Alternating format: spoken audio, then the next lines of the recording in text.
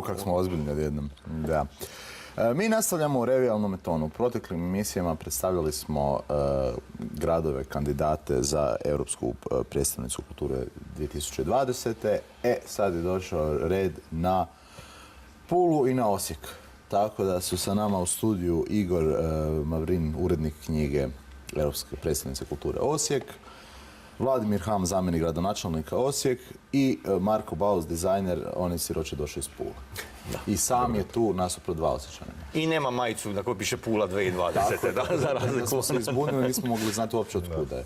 Kako sam ja u prošloj emisiji bio, mislim, predložio da se, kako bi, onako jedna konceptualna ideja, kako bi bilo da se predstavnici iz svakog odbora za svaki grad fizički sukobe na nekakvom terenu, kako bi prošla situacija, kako Osječani stoje? Da li bi se Riječani dobro proveli ili Puležani? Pa iskreno, s obzirom na to da se mali broj nas sretalo s kolegama iz drugih gradova, dakle ne mogu se baš točno procijeniti u fizičku nekakvu spremu sa konkretno Riječana, Puležana, vamo tamo. Ali voljni moment. Ali voljni moment, ja mislim da bi tu od Osijeka stradali gadno svi. Mislim ja da Slavonija, da Dubrovčani bi se izvukli diplomacijom. To smo i napipali nekako. Da. Osijek bi tu nadvladao. A Pula? Mi smo jako miroljubivi. Da, želite da vas svi ostave na miru, da, to je to. Draže ne pređi na formalno pitanje. Dakle, zanimljivo je da su Osijek i Dubrovnik partneri. Kako je to moguće i u čemu se točno radi? Pa ima nekih sličnosti između nas, u smislu da smo jedni i drugi na krajnjem istoku zemlje, samo oni na jugu i na sjeveru. Pa smo u brojnim sličnim situacijama i onda smo shvatili da puno toga možemo i programski povezati. Kolega Mavrin je to dobro uvezao onda sa kolegama iz Dubrovnika. Pa da, u biti radi se o dijelu programa. Imamo jedan programski stup u Osijeku koji se zove Mostovi preko voda, odnosno Bridges over Waters, s tim da ovaj most u tom slučaju nije preko vode, nego je preko Bosne i Hercegovine, gdje i u tom nizu ostvarujemo partnerstva sa gradovima u Bosni i Hercegovini i realiziramo zajedničke projekte, naravno i sam Dubrovnik. U tom kontekstu i geografske izolacije na koncu, gdje Dubrovnik čak ima i taj prekid teritorijalni, kod nas je to više na razini nekakve prometne izolacije i ovog dijela, naravno i gospodarske situacije o kojoj se više govori u Osijeku i samoj regiji, tako da se i taj program na taj način naslanjao. Jedan dio programa, recimo, koji se kod nas odnosi na land art, Dubrovnik je se isto u tom dijelu s nama uklopio. Znači da kod nas je naravno to s obzirom na okruženje od drugačijih materijala u izradi. Dubrovnik ima od tog materijala naravno više orijentaciju na sol. Kod nas je to ovaj dio vezan za poljoprivrednu industriju, ali su projekti se mogu vrlo logično povezati. Rekli ste mostovi preko vode, koje su još odrednice vašeg programa? Još su, da, 4 programska su stupa. Hakiranje budućnosti, odnosno Hacking the Future, u kojem se povezuje arheološka i industrijska baština grada i regije sa modernim tehnologijama, sa digitalnim tehnologijama, znači gdje se one dobivaju određene nove sadržaje i oživljavaju se. The Culture Park, odnosno Park kulture, vezan je za samu gradsku priču Osijeka i svojevremeno jedan od parkova nosio to ime, pa je kasnije, početkom 90-ih, to ime promijenjeno, pa se referira na taj dio devastacije određene koje se dogodila na raznim oblicima baštine i materijalne i nematerijalne, pa se ona pokušava opet oživjeti također kroz suvremene ove trendove koji postoje. I još jedan stup je Living Fields, odnosno živa polja, koji se odnosi na ruralnu regiju koja okružuje Osijek, jer Osijek je smješten samo kao grad u izrazito ruralnoj regiji i tu se nadovezuje i taj dio programa koji se odnosi na land art, ali i na same te prirodne resurse poput Parka prirode Kopački rit. Koga je sve Osijek okupio u svoj tim? Pa, dakle, tim je definitivno raznorodan, no sve su pretežito Slavonci. Dakle, tu ima jako malo ljudi iz Hrvatske koji, dakle, su uključeni u nekakvu vanjsku suradnju s Osijekom, a da nisu Slavonci. Ono što je nas jako veselilo, stranaca uopće nema. Dakle, nismo uključivali nikakve strane konzultante, već doista domaću pamet, najviše sa Osječkog sveučilišta i mislim da je to i za samopouzdanje našeg tima bio dosta jedan dobar potez. Marko, vi nam malo predstavite teme pulskog programa. I vaše knjige, evo tu je, jeli? Da. Svakako, hvala. Mira će pokazati i osječku i ovu, da. Dakle, Pula, ne znam koliko je poznato, dakle, mi smo krenuli s temom demilitarizacije. Ono što je naša glavna ideja, to je transformacija društva. Dakle, mi želimo unutar grada pokrenuti neke društvene promjene, ekonomske također i to sve naravno kroz kulturu. Tako da mi imamo 3 programske linije. Prva programska linija Open Fortress govori o barijerama, dakle i fizičkim prostornim barijerama. Ne znam koliko je gledateljima poznato, ali nekih 30% Pule je dan danas isključeno iz gradskog tkiva zato jer je to bivši vojni prostor. Ali isto tako govorimo o mentalnim barijerama, o barijerama unutar svih nas, o barijerama u društvu u kojima određene grupe sputava, isključuje iz vlasti. Tako da Open Fortress je priča naš flagship gdje ćemo upravo te prostore bivše militarizirane otvarati sa jako velikim brojem različitih grupa, nacionalnosti i tako dalje. Druga naša linija se bavi ekonomijom.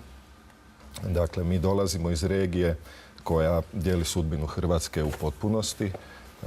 Vi ste uspješni tamo, turizam, sve, gospodarstva, poljoprivredno, OPG, vinarstvo, ne dijelite vi sudbinu Hrvatske. Kad se gleda na mikrorazini, da, ali ako se vi malo odmaknete i pogledate, ovo je ipak evropski projekt, nekome iz Njemačke, vjerujte, to je gotovo identično. Dakle, naša ekonomija u Istri i Puli i dalje dominantno po turizmom, nekih 20% BDP-a dolazi iz turizma, što naravno predstavlja opasnost i mi u stvari želimo izaći iz tog jednog monosektorske ekonomije, tako da snažno otvaramo kreativne industrije i želimo napraviti transformaciju ekonomije u smislu da je inkluzivna, da što više građana se može uključiti u ekonomiju. Razvijamo seriju produkcijskih centara. Ideja nam je da veliki dio programa sami proizvedemo. Dakle, da ovi novce koji se u stvari utroše, da oni ostanu u Istri, da doprinose istarskoj ekonomiji. Isto tako imamo ambicije kulturno-umjetničku proizvodnju Istre napraviti značajnom i na nacionalnom, ali i na širem europskom kontekstu. Naša treća linija se tiče politike i participacije. Zove se Your Turn i govori o potrebi većeg angažmana građana u sudjelovanju u politici, u sudjelovanju u donošenju odluka. Dakle, tu su programi tipa Click Impact, gdje mi, zahvaljujući suvremenim digitalnim tehnologijama, možemo proizvesti platforme u kojoj ljudi puno preciznije i realnije mogu shvatiti koji su to mehanizmi odlučivanja i vođenja, recimo, komunalnog sustava grada. Kako bi jednostavno se bolje upoznali i kako bi naravno bolje mogli odlučivati, birati ili sudjelovati. Koji su glavni aduti Osijeka da baš upravo Osijek bude europska predstavnica kulture? Pa mi smo krenuli od onoga što Osijek u stvari jest. Dakle, ja vjerujem najmultikulturalniji grad u Hrvatskoj, jer 22 nacionalne manjine stoje u preambuli Hrvatskog ustava, sve 22 žive u Osijeku. Dakle, tu je zbilja jedna situacija koja je rijetka i dakle, ta činjenica je opet samo rezultat onoga što se na našem prostoru osječkom događalo stoljećima. A opet to nas je kao grad tkalo takvim kakvi smo danas nastali. Dakle, vjerujem da je to jedan dobar temelj da uvezivanjem toga s našim kreativnim industrijama, a IT sektor zbilja u našem gradu doživljava jedan procvat zadnjih godina gdje je evo toliko ta stvar uzela maha da je princ Charles neki dan posjetivši Osijek, dakle, izrazio želju da se upravo sa informatičarima susretne, da vidi otkud se to informatičko čudo u jednom gradu za koji niko nije čuo. Da li je vaš projekt kontaktirao sa princom Charlesom? Dakle, predstavljena mu je kratko ideja zašto mi i zašto Osijek Pitam zato jer se se stalno i kandidirao. komentatori ističu kako smo se prezentirali sa tim tradicionalnim stvarima, ali očito nismo nego i sa ovim Ne, apsolutno. novima. Dakle, on se susreo sa predstavnicima Osijek Software City-a, dakle, te udruge koja okuplja u stvari proizvođače softvera u Osijeku. I, dakle, želja nam je te dvije stvari, dakle, ono što jesmo tradicijski i ono što kamo idemo iskombinirati u jednu stvar koju želimo Europi predstaviti. A tu je i ta jedna, da kažem, mirovna komponenta, jer ono kak se na našem prostoru puno češće ratovalo nego u ostatku Hrvatske, kroz stoljeća, se isto tako sklapao i mir. I u tome imamo jedno veliko iskustvo i mislim da Osijek kao predstavnica kulture Europi treba. Opa. Da, što će biti nakon četvrtka 24. ožujka, to je uskoro za 4 dana, u 17:15 sati. Mislim da je konferencija na kojoj će se saznati pobjednik. Što u slučaju da dobijete, što ako izgubite? Mislim da je korist uvijek nekakva, jel? Apsolutno. Dakle, ovo je proces koji traje sad već više od 2 godine. Mi smo stvarno u Puli se jako mobilizirali i već sami proces je donio neke rezultate u metodologiji, u novim znanjima koje su implementirani, a isto tako u velikoj mreži partnera. Dakle, Pula je zbilja se okrenula Europi u tom smislu. Mi smo napravili kontakte s preko 25 europskih gradova, nekoliko stotina institucija i pojedinaca umjetnika i već sada postoje želje za suradnjom i neki projekti koji su spremni, na primjer, za EU fondove. Dakle, s te strane, apsolutno da je jedan dio, naravno, koristan i dobar. Dobiti ovako jednu prestižnu titulu bi bilo izvrsno. Bilo bi u stvari nevjerojatno korisno i za sam grad i za Istru i mi vjerujemo da bi u tom slučaju zbilja digli kompletnu priču na jedan puno viši nivo. Isto pitanje i za Osijek. Pa ja bih rekao da u principu, dakle, velika razvojna šansa. Jer vjerujem da od ova 4 grada, dakle, koliko nas je ostalo u finalu, Osijek je u nekakvom europskom kontekstu vjerojatno najmanje poznat. I to bi i u ovom promidžbenom smislu značilo puno gradu, ali to je u principu sekundarna stvar. Evo, složit ću se s kolegom Markom da jedna dobra transformacija je već započela. Dakle, od onog potpunog nepovjerenja kad se grad prvi put, dakle, kandidirao prije nego što je ušao u finale, do ove jedne ogromne zainteresiranosti građana za to sada i činjenica da ne samo da smo kroz ovu priču stvorili jednu puno širu međunarodnu mrežu kontakata i suradnje, nego su napokon i kulturnjaci u gradu shvatili da moraju međusobno surađivati. Da nitko u gradu nije otok i da bi trebali, ako misle, i privlačiti nekakva nova sredstva za svoje projekte i općenito opstati u kulturnom miljeu grada, bi morali surađivati. To je jedna sjajna stvar koja se dogodila i koja će se sasvim sigurno nakon ovoga nastaviti, bio Osijek prijestolnicom kulture ili ne. A naravno titula bi svakome donijela jedan lijep bonus. Da, tu je značajna projektna baza koja se stvorila, znači od samih projektnih ideja do onih projekata koji su već i započeli na neki način sa svojom realizacijom, koji neovisno o tome kako prođe, se mogu nastaviti raditi i implementirati u gradu. Sukladno tome, mislim, u promišljenjima, dakle, pitanje za svu trojicu, koliko je onda kultura bitna uopće za stvaranje identiteta određenog i grada i šire zemlje i nacije kao takve? Pa ne da je bitna, ključna je.